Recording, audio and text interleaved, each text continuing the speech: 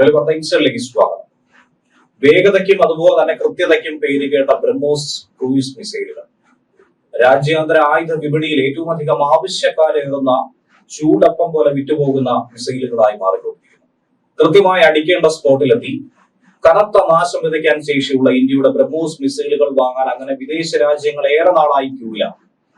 വീണ്ടും പ്രതിരോധ ആയുധ കയറ്റുമതിയിൽ ഇന്ത്യ മറ്റൊരു വമ്പൻ ഇടപാടിനൊരുങ്ങുന്നു എന്ന വാർത്ത ഇതിന് പിന്നാലെ ലഭിക്കുന്നു. ഇപ്പോഴും ഇന്ത്യയുടെ ഗ്ലാമർ ആയുധമായ ബ്രഹ്മോസ് തന്നെയാണ് വാർത്തയിൽ ഇടം നേടുന്നത്. ഫിലിപ്പീൻസിന് പുറകെ ദക്ഷിണ പൂർവേഷ്യൻ രാജ്യമായ വിയറ്റ്നാമിലേക്കും ബ്രഹ്മോസ് മിസൈലുകൾ കയറ്റി അയക്കാൻ ഒരുങ്ങുന്നു എന്ന റിപ്പോർട്ടാണ് ലഭിക്കുന്നത്. നമുക്ക് ആയുധ കരാറുമായി ബന്ധപ്പെട്ട ചർച്ചകൾ വിജയിച്ചു കഴിഞ്ഞിരിക്കുന്നതും ഇനിയുള്ള ദിവസങ്ങളിൽ കരാറിൽ ഒപ്പിടുമെന്ന സൂചനയും കിട്ടിക്കഴിഞ്ഞിരിക്കുന്നു. ഇന്ത്യയും വിയറ്റ്നാമും തമ്മിലുള്ള ബ്രഹ്മോസ് ഇടപാട് $700 മില്യൺ അതായത് 59,771 കോടി രൂപയുടെ കയറ്റുമതി നടത്താനാണ് ഇരു രാജ്യങ്ങളും തമ്മിൽ ധാരണയായിരിക്കുന്നത്. ദക്ഷിണ ചൈന കടലിലെ സംഘർഷം വർദ്ധിച്ചു വരുന്ന ഒരു സാഹചര്യത്തിൽ വിയറ്റ്നാമിന്റെ സമുദ്ര സുരക്ഷ കൂടുതൽ ഊട്ടി ഉറപ്പിക്കുവാൻ വേണ്ടിയിട്ടാണ് ഇന്ത്യയിൽ നിന്നും ബ്രഹ്മോസ് മിസൈലുകൾ വാങ്ങാനായി ഒരുങ്ങുന്നത്. നിലവിൽ ചൈനയുടെ ആക്രമണങ്ങളെ പ്രതിരോധിക്കാനുള്ള ആയുധങ്ങൾ വിയറ്റ്നാമിന്റെ കൈവശം ഇല്ല എന്നുള്ളതാണ് യാഥാർത്ഥ്യം. എന്നാൽ ഈ കരാർ യാഥാർത്ഥ്യമായ ബ്രഹ്മോസ് മിസൈലുകൾ സ്വന്തമാക്കുന്ന രണ്ടാമത്തെ രാജ്യമായി വിയറ്റ്നാം മാറുകയും ബ്രഹ്മോസ് വിയറ്റ്നാമിന്റെ ഭാഗമാകുമ്പോൾ വിയറ്റ്നാമിന്റെ പ്രതിരോധ കോട്ട ഇരട്ടി കരുത്തോടുകൂടി മാറുമെന്ന കാര്യത്തിലും സംശയമില്ല. മലേഷ്യ, പശ്ചിമേഷ്യയിലെയും ദക്ഷിണ അമേരിക്കയിലെയും ചില രാജ്യങ്ങളുമൊക്കെ ബ്രഹ്മോസ് വാങ്ങാനുള്ള താല്പര്യം പ്രകടിപ്പിച്ച് രംഗത്ത് വന്നിട്ടുണ്ട്. കരയിൽ നിന്നും വിമാനങ്ങളിൽ നിന്നും അന്തർവാഹിനികളിൽ നിന്നും വിക്ഷേപിക്കാവുന്ന ഒരു സൂപ്പർ സോണിക് ക്രൂയിസ് മിസൈലാണ് ബ്രഹ്മോസ് എന്ന് പറയുന്നത്. ഇന്ത്യൻ DRDOയും അതുപോലെ റഷ്യൻ NPOMഉം സംയുക്തമായി രൂപീകരിച്ച ബ്രഹ്മോസ് കോർപ്പറേഷനാണ് ഇത് നിർമ്മിച്ചിരിക്കുന്നത്. ഒരു പ്രദേശത്തെ ഒരു കൂട്ടം പോയിന്റുകൾക്കുള്ളിൽ നാശം വിതയ്ക്കേണ്ട കൃത്യമായ പോയിന്റിലേക്ക് ചെന്ന് പതിച്ച് നാശമുണ്ടാക്കാനുള്ള ഒരു കഴിവാണ് ബ്രഹ്മോസിനെ ഏറ്റവും അധികം പ്രിയങ്കരമാക്കുന്നത്, വേറിട്ട് നിർത്തുന്നത്. റഷ്യയുടെ തന്നെ P-800 ക്രൂയിസ് മിസൈലിനെ ആധാരമാക്കിയിട്ടാണ് ബ്രഹ്മോസിനെ നിർമ്മിച്ചിരിക്കുന്നത്. ബ്രഹ്മോസ് എന്ന പേര് തന്നെ വന്നത് ഇന്ത്യയിലെ ബ്രഹ്മപുത്ര നദിയുടെയും റഷ്യയിലെ മോസ്കോ നദിയുടെയും പേരുകൾ ചേർത്താണ്. ഈ മിസൈലാണ് ലോകത്തിലെ തന്നെ ഏറ്റവും വേഗതയേറിയ ക്രൂയിസ് മിസൈൽ. മിസൈലിന്റെ പരമാവധി വേഗത എന്ന് പറയുന്നത് മാക് 2.8 മുതൽ 3.0 വരെയാണ്. കര, കടൽ, ആകാശം എന്നീ പല സമതലങ്ങളിൽ നിന്നും വിക്ഷേപിക്കാവുന്ന രീതിയിലാണ് ഇതിനെ രൂപകൽപ്പന ചെയ്തിരിക്കുന്നത് പോലും. ഇതിന്റെ തന്നെ ഹൈപ്പർസോണിക് വിഭാഗത്തിലെ മിസൈൽ ബ്രഹ്മോസ് 2 വികസിപ്പിച്ചുകൊണ്ടിരിക്കുകയാണ് ഇന്ത്യൻ പ്രതിരോധ വകുപ്പ്. അതിനെ പ്രതീക്ഷിക്കുന്ന വേഗത എന്ന് പറയുന്നത് മാക് 7 ആണ്. കരയിൽ നിന്നും കടലിൽ നിന്നും ആകാശത്തു നിന്നും വിക്ഷേപിക്കാൻ കഴിയുന്ന രീതിയിൽ ഇതിനെ കൂടുതൽ അപകടകാരിയാക്കി മാറ്റുകയാണ് ചെയ്തുകൊണ്ടിരിക്കുന്നത്. ഇന്ത്യയുടെ കരനാവിക വ്യോമസേനകളുടെ ഭാഗമായി ഇന്ന് ബ്രഹ്മോസ് മാറിയിരിക്കുന്നു. വകഭേദങ്ങൾക്കനുസരിച്ചുകൊണ്ട് 300 മുതൽ 500 കിലോമീറ്റർ വരെ റേഞ്ചുകളുള്ള ബ്രഹ്മോസ് മിസൈലിന് റഡാറുകളെയും മിസൈൽ വേധ തോക്കുകളെയും മറ്റു മിസൈലുകളെയും ഒക്കെ മറികടന്നുകൊണ്ട് കൃത്യമായി ലക്ഷ്യസ്ഥാനത്തെത്താനും ലക്ഷ്യസ്ഥാനം ഭേദിക്കാനും സാധിക്കും. ബലിസ്റ്റിക് മിസൈലുകൾ ഭൂവൃത്തം ഉപയോഗിച്ചാണ് പകുതി ദൂരത്തിന് ശേഷം സഞ്ചരിക്കാറുള്ളത്. എന്നാൽ ബ്രഹ്മോസ് പോലുള്ള ക്രൂയിസ് മിസൈലുകൾ വിക്ഷേപിക്കുമ്പോൾ മുതൽ ലക്ഷ്യത്തിലെത്തുന്നത് വരെ അതിന്റെ ഇന്ധനം ഉപയോഗിച്ച് സഞ്ചരിക്കും. അതുകൊണ്ട് തന്നെ ആവശ്യമുള്ളപ്പോൾ സഞ്ചാരപാതയിൽ ഏതെങ്കിലും തരത്തിലുള്ള മാറ്റം വരുത്താൻ ഇവയ്ക്ക് സാധിക്കും. 2022 ഇന്ത്യയും ഫിലിപ്പീൻസും തമ്മിൽ ബ്രഹ്മോസ് ആയുധ ഇടപാടിനുള്ള കരാറിൽ ഒപ്പിട്ടത്. $375 മില്യൺ ഇടപാടായിരുന്നു അന്നത്തേത്. ഇതിനൊപ്പം തന്നെ ഈ മേഖലയിലെ മറ്റൊരു രാജ്യമായ മലേഷ്യയുമായും മിസൈൽ ഇടപാട് സംബന്ധിച്ച ചർച്ചകൾ അന്ന് നടത്തിയിരുന്നു. അതിനു പുറമെ ദക്ഷിണ അമേരിക്കയും മിഡിൽ ഈസ്റ്റും അങ്ങനെ നിരവധി രാജ്യങ്ങൾ ബ്രഹ്മോസിൽ താല്പര്യം പ്രകടിപ്പിച്ചുകൊണ്ട് രംഗത്ത് വന്നിരുന്നു. 290 കിലോമീറ്റർ പരിധിയിൽ ആക്രമണം നടത്തുന്ന ലോകത്തിലെ തന്നെ അന്നത്തെ ഏറ്റവും വേഗമേറിയ സൂപ്പർസോണിക് മിസൈൽ അവതരിപ്പിച്ചത് ബ്രഹ്മോസ് ആയിരുന്നു, ഇന്ത്യയായി. ഇന്ത്യയും റഷ്യയും സംയുക്തമായി ഈ മിസൈൽ വികസിപ്പിച്ചെടുത്ത് ഇപ്പോൾ 600 കിലോമീറ്റർ വരെ ദൂരപരിധിയിൽ ആക്രമണം നടത്താൻ കഴിയുന്ന ബ്രഹ്മോസിന്റെ വകഭേദത്തെ വികസിപ്പിച്ചെടുക്കാനുള്ള ഒരു നീക്കത്തിലേക്ക് കൂടി ഇന്ത്യ കടന്നിരിക്കുന്നു. ബ്രഹ്മോസിന്റെ ഹൈപ്പർസോണിക് വകഭേദമായിട്ടുള്ള ബ്രഹ്മോസ് 2 അതിനുവേണ്ടി ഇന്ത്യയും റഷ്യയും കഠിന പരിശ്രമം തന്നെയാണ് നടത്തുന്നത്. ഇതിനെക്കുറിച്ച് പറയുകയാണെങ്കിൽ ശബ്ദത്തിന്റെ ഇരട്ടി വേഗതയല്ല, ശബ്ദത്തെക്കാൾ 6 ഇരട്ടി വേഗതയിൽ സഞ്ചരിക്കാൻ കഴിയുന്ന മിസൈലായി ബ്രഹ്മോസ് 2 മാറും. ഇന്ത്യയുടെ മിസൈൽ ആണവ പദ്ധതികൾക്ക് നേതൃത്വം വഹിച്ചിരുന്ന മുൻ രാഷ്ട്രപതി കൂടിയായ ശാസ്ത്രജ്ഞൻ APJ അബ്ദുൽ കലാമിനോടുള്ള ആദരമായി തന്നെയാണ് ഈ മിസൈലിനെ നാം മുന്നോട്ട് കൊണ്ടുവരുന്നത്. ബ്രഹ്മോസ് 2K എന്നാണ് ഈ മിസൈലിന് പേരിട്ടിരിക്കുന്നത്. 2005 ബ്രഹ്മോസിന്റെ ആദ്യ പതിപ്പ് ഇന്ത്യക്ക് പരീക്ഷിക്കാനായി സാധിച്ചത്. INS രജ്പുത്തിൽ നിന്നായിരുന്നു ആ പരീക്ഷണം. 2007 കരയിൽ നിന്നുള്ള പരീക്ഷണവും 2015 കടലിൽ നിന്നുള്ള പരീക്ഷണവും നടന്നു. 2017 സുഖോയ് 30 യുദ്ധവിമാനത്തിൽ നിന്നും ബ്രഹ്മോസ് മിസൈൽ പരീക്ഷിച്ചു. പിന്നാലെ മിഗ്, തേജസ് വിമാനങ്ങളിലുമൊക്കെ ഉപയോഗിക്കാൻ കഴിയുന്ന രീതിയിൽ ഭാരം കുറഞ്ഞ മിസൈലായി ബ്രഹ്മോസ് 2 രൂപകൽപ്പന ചെയ്തുകൊണ്ടിരിക്കുന്നു. ഈ മിസൈലിന്റെ ദൂരപരിധി 350 കിലോമീറ്ററിൽ നിന്നും 400 ഉയർത്താനാണ് ശ്രമമുള്ളത്. മിസൈൽ ടെക്നോളജി കൺട്രോൾ റെജിമിൽ ആയതുകൊണ്ട് തന്നെ ഇന്ത്യക്ക് 300 കിലോമീറ്ററിന് മുകളിലുള്ള പരിധിയിലുള്ള മിസൈലുകൾ അംഗമല്ലാത്ത രാജ്യങ്ങൾക്ക് വിൽക്കാൻ കഴിയില്ല. അതുകൊണ്ടാണ് 290 എന്ന കിലോമീറ്റർ ദൂരപരിധി നിശ്ചയിച്ചത്. ഇന്ത്യയും റഷ്യയും സംയുക്തമായി വികസിപ്പിച്ച ഈ മിസൈൽ പുതിയ വികസന ഘട്ടത്തിലേക്ക് പോകുമ്പോൾ അന്ന് ഇന്ത്യ MDCR അംഗമായിരുന്നില്ല. പക്ഷേ ഇന്ന് അംഗത്വം ഉള്ളത് കൊണ്ട് തന്നെ ഇന്ത്യക്ക് ഇനി ബ്രഹ്മോസിന്റെ ദൂരപരിധി വർദ്ധിപ്പിക്കാൻ കഴിയും. 600 കിലോമീറ്റർ വരെ ദൂരപരിധിയിൽ ആക്രമണം നടത്താൻ സാധിക്കുന്ന ബ്രഹ്മോസിന്റെ പുതിയ കരുത്തനെയാണ് ഇന്ത്യ രൂപകൽപ്പന ചെയ്യുന്നത്. വ്യോമസേനയിൽ നിന്നൊക്കെ തന്നെ ബ്രഹ്മോസിന്റെ പല വകഭേദങ്ങൾ ഇന്ന് ഉപയോഗിക്കുകയാണ്.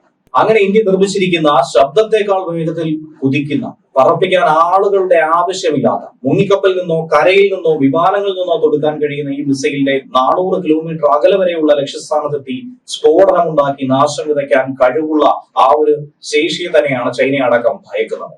ഈ അടുത്തായി പറയുകയാണെങ്കിൽ ഇന്ത്യൻ വ്യോമസേന സുഖോയ് യുദ്ധവിമാനത്തിൽ നിന്നും ബ്രഹ്മോസിന്റെ ഒരു വിപുലീകൃത ശ്രേണി പതിപ്പ് തന്നെ വിജയകരമായി പരീക്ഷിച്ചു. 400 കിലോമീറ്ററിലധികം പ്രഹരശേഷിയാണ് ഈ പരീക്ഷണത്തിലൂടെ ബ്രഹ്മോസ് കൈവരിച്ചത്. ബ്രഹ്മോസ് ശേഷിയുടെ വികാസവും അതിന്റെ വർദ്ധിച്ചു വരുന്ന അന്താരാഷ്ട്ര ആവശ്യകതയും ഒക്കെ ചൈനയെ സംബന്ധിച്ച് വലിയ ആശങ്കയാണ് ഉയർത്തുന്നത്. ദക്ഷിണ ചൈന കടലിൽ ആക്രമണാത്മകമായിട്ടുള്ള പ്രാദേശിക അവകാശവാദങ്ങൾ ഉന്നയിക്കുന്ന ചൈനയ്ക്ക് ഇത് വലിയ തിരിച്ചടിയാണ്. ഈ സാമ്പത്തിക മേഖലകളുടെ അവകാശവാദം നിരന്തരമായി ചൈന ഉന്നയിച്ചു വരുന്നുണ്ട്. അതുകൊണ്ട് തന്നെ ഫിലിപ്പീൻസ്, വിയറ്റ്നാം, തായ്വാൻ, മലേഷ്യ എന്നീ രാജ്യങ്ങളുമായിട്ടുള്ള ചൈനയുടെ ബന്ധം ഏറെക്കാലമായി വഷളായി തന്നെയാണ് മുന്നോട്ട് പോകുന്നത്. ഇപ്പോൾ ഈ മിസൈലിന് പുറമെ ഇന്ത്യയിൽ നിർമ്മിക്കുന്ന കപ്പലുകൾ, ആയുധങ്ങൾ, തോക്കുകൾ എന്നിവയ്ക്ക് അന്താരാഷ്ട്ര വിപണിയിൽ വലിയ ഡിമാൻഡ് ഉണ്ട്. ആയുധ നിർമ്മാണത്തിൽ അതിവേഗം ആത്മനിർഭരത കൈവരിച്ചു കൊണ്ടിരിക്കുന്ന ഇന്ത്യ ഏകദേശം 1,26,000 കോടി രൂപയുടെ ആയുധങ്ങളാണ് ഇന്ത്യയിൽ തന്നെ 2024 നിർമ്മിച്ചത്. പ്രതിരോധ രംഗത്ത് തന്നെ ഇന്ത്യയുടെ കുന്തമുനയായി സുഖോയ് യുദ്ധവിമാനങ്ങളും മറുഭാഗത്ത് മാറിക്കൊണ്ടിരിക്കുന്നു. സുഖോയ് യുദ്ധവിമാനങ്ങളെയും കയറ്റുമതി ചെയ്യാനുള്ള ധാരണയിലേക്ക് എത്തിയിട്ടുണ്ട്. വിമാനത്തിന്റെ ഇന്ത്യയിലെ നിർമ്മാതാക്കളായിട്ടുള്ള ഹിന്ദുസ്ഥാൻ എയറോനോട്ടിക്കൽ ലിമിറ്റഡും റഷ്യൻ സുഖോയിസും തമ്മിൽ ഇത് സംബന്ധിച്ചുള്ള ചർച്ചകൾ നടന്നുവെന്നാണ് യുറേഷ്യൻ ടൈംസ് അടക്കം കഴിഞ്ഞ ദിവസം റിപ്പോർട്ട് ചെയ്തത്. ഉൽപാദനത്തെ കൂടുതൽ പിന്തുണയ്ക്കാൻ വേണ്ടി റഷ്യ സമ്മതിച്ചിരിക്കുന്നു. പ്രധാനമന്ത്രി നരേന്ദ്രമോദിയുടെ റഷ്യൻ സന്ദർശന വേളയിലാണ് കയറ്റുമതി ഉൽപാദനത്തിന് ഇരു രാജ്യങ്ങളും യോജിച്ച് പ്രവർത്തിക്കുമെന്ന ഒരു ധാരണയിലേക്ക് എത്തിയത്. മെയ്ക്ക് ഇൻ ഇന്ത്യ പദ്ധതിക്ക് കീഴിലായിരിക്കും സുഖോയ് Su-30 MKI വിമാനങ്ങൾ നിർമ്മിച്ച് കയറ്റുമതി ചെയ്യുന്നത്. ഈ അടുത്തായി തന്നെ ഫിലിപ്പീൻസിലേക്ക് ബ്രഹ്മോസ് സൂപ്പർസോണിക് ക്രൂയിസ് മിസൈലുകൾ ഇന്ത്യ കയറ്റുമതി ചെയ്തതിന് പിന്നാലെ തന്നെ ഇതിന്റെ പ്രാധാന്യം എത്രത്തോളം വരുന്നുവെന്ന് ലോകരാജ്യങ്ങൾക്കിടയിൽ ഇന്ത്യക്ക് മനസ്സിലാക്കാൻ സാധിച്ചു. ഇന്ത്യയിൽ സുഖോയ് Su-30 MKIയുടെ ഉൽപാദനം പുനരാരംഭിച്ച് മറ്റു രാജ്യങ്ങളിലേക്ക് കയറ്റുമതി ചെയ്യാനാണ് ഇന്ത്യയും റഷ്യയും തമ്മിൽ ചർച്ച നടത്തിയിരിക്കുന്നത്. ഇതിനോടകം തന്നെ ഇന്ത്യയിൽ നിന്നുള്ള പ്രതിരോധ ഉൽപ്പന്നങ്ങൾ 100-ലധികം രാജ്യങ്ങൾ തന്നെയാണ് വാങ്ങിക്കൊണ്ടിരിക്കുന്നത്. തോക്കുകളായിക്കോട്ടെ, ഗ്രനേഡുകളായിക്കോട്ടെ, യുദ്ധ സാമഗ്രികളായിക്കോട്ടെ, ഇതൊക്കെ തന്നെ ആവശ്യക്കാർ ഏറെയാണുള്ളത്. നാസിക്കിലെ ഡിവിഷനിൽ മിഗ് ശ്രേണിയിലുള്ള യുദ്ധവിമാനങ്ങളുടെയും സുഖോയ് വിമാനങ്ങളുടെയും അറ്റകുറ്റപ്പണികളും മറ്റ് ജോലികളും മുന്നോട്ട് കൊണ്ടുപോകാനുള്ള ഒരു നീക്കം ഇതിന് പിന്നാലെ തന്നെ നടത്തിയിട്ടുണ്ട്. കഴിഞ്ഞ 20 വർഷം കൊണ്ട് സുഖോയ് യുദ്ധവിമാനത്തിന്റെ നിർമ്മാണത്തിന് വേണ്ടി 2000-ലധികം ചെറുകിട ഇടത്തരം സംരംഭങ്ങളുടെ സഹായം HAL ഉപയോഗപ്പെടുത്തി കഴിഞ്ഞിട്ടുണ്ട്. നിലവിൽ വ്യോമസേനയുടെ കയ്യിലുള്ള യുദ്ധവിമാനങ്ങളിലെ ഏറ്റവും മികച്ച വിമാനമായി സുഖോയ് Su-30 MKI മാറിയിരിക്കുന്നു. വ്യോമസേനയുടെ പക്കലുള്ള സുഖോയ് യുദ്ധവിമാനങ്ങളുടെ നവീകരണം നടന്നുകൊണ്ടിരിക്കുകയാണ്. ഏകദേശം 272 സുഖോയ് വിമാനങ്ങളാണ് ഇന്ത്യൻ വ്യോമസേനയ്ക്കുള്ളത്. അതിൽ 50 എണ്ണം റഷ്യയിലും 222 എണ്ണം HALന്റെ നാസിക്കിലെ പ്ലാന്റിലുമാണ് നിർമ്മിച്ചെടുത്തിരിക്കുന്നത്. തികച്ചും തദ്ദേശീയമായി തന്നെ. ഇതിൽ 40ഓളം വിമാനങ്ങൾക്ക് മാത്രമേ സൂപ്പർസോണിക് ക്രൂയിസ് മിസൈലായിട്ടുള്ള ബ്രഹ്മോസിനെ വഹിക്കാനുള്ള ശേഷിയുള്ളൂ. വ്യോമസേനയ്ക്ക് വേണ്ടി കിട്ടാനിരിക്കുന്ന 12 സുഖോയ് യുദ്ധവിമാനങ്ങൾ ഏറ്റവും നൂതനമായ സാങ്കേതിക വിദ്യയുടെ സഹായത്തോടു കൂടി തന്നെയാണ് നിർമ്മിക്കുന്നത്. റഷ്യൻ സഹായത്തോടെ ഇന്ത്യയിൽ തന്നെയാണ് ഇതിന്റെ നിർമ്മാണം.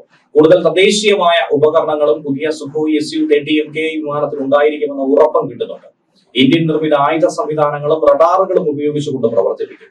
ഇന്ത്യയിൽ കൂടാതെ തന്നെ China, Algeria, Indonesia, Malaysia, Uganda, Venezuela, Vietnam എന്നിവിടങ്ങളിലാണ് സുഖോയ് വിമാനങ്ങളുടെ വിവിധ പതിപ്പുകൾ ഉപയോഗിച്ചുകൊണ്ടിരിക്കുന്നത്.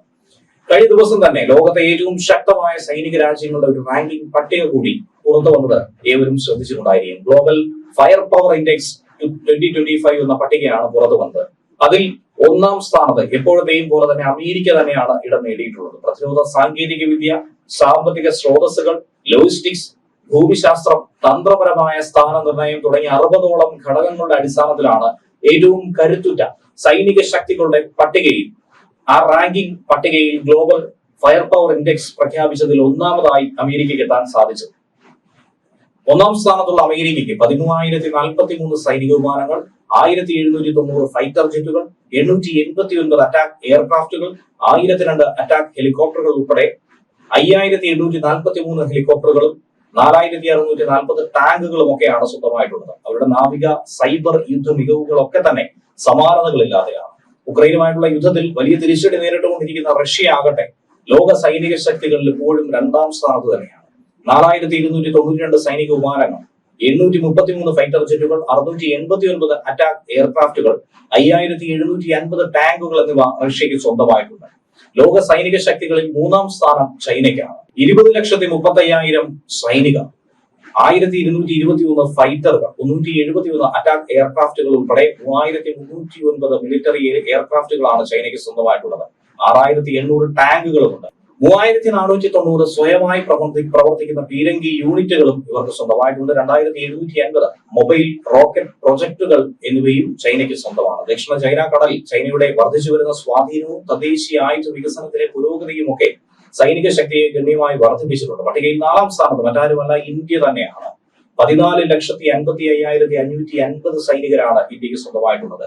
513 ഫൈറ്ററുകളും 371 അറ്റാക്ക് എയർക്രാഫ്റ്റുകളും ഉൾപ്പെടെ 2,229 സൈനിക വിമാനങ്ങൾ ഇന്ത്യക്ക് സ്വന്തമായിട്ടുണ്ട്. 4,201 ടാങ്കുകൾ, 293 കപ്പലുകൾ, അവയിൽ 2 എയർക്രാഫ്റ്റ് കാരിയറുകളും 18 അന്തർവാഹിനികളും 13 ഡിസ്ട്രോയറുകളും 14 ഫ്രിഗേറ്റും അടങ്ങുന്നു. അഗ്നി, ബ്രഹ്മോസ് തുടങ്ങിയ തദ്ദേശീയ നിർമ്മിത മിസൈൽ സംവിധാനങ്ങളും ഇന്ത്യയുടെ കരുത്ത് ഇരട്ടിയാക്കുന്നു. ഇന്ത്യക്ക് പിന്നിൽ ദക്ഷിണ കൊറിയയും UK-യും ഫ്രാൻസും ജപ്പാനും തുർക്കിയും ഇറ്റലിയുമാണ് 5, 6, 7, 8, 9, 10 സ്ഥാനങ്ങളിലായിട്ടുള്ളത്. ആദ്യ 10ൽ പാകിസ്ഥാന് ഇടം നേടാൻ പോലും കഴിഞ്ഞിട്ടില്ല എന്നുള്ളതാണ് പ്രധാനപ്പെട്ട കാര്യം. കഴിഞ്ഞ വർഷം 9ാം സ്ഥാനത്തുണ്ടായിരുന്ന പാകിസ്ഥാൻ ഇത്തവണ 12ാം സ്ഥാനത്തേക്ക് പിന്തള്ളപ്പെട്ടിരിക്കുന്നു. രാജ്യം ഇപ്പോൾ നേരിട്ടുകൊണ്ടിരിക്കുന്ന സാമ്പത്തിക പ്രതിസന്ധിയും പഴയ സാങ്കേതിക വിദ്യയും ഒക്കെ തന്നെയാണ് പാകിസ്ഥാനെ പിന്നോട്ടടിക്കുന്നത്. News desk.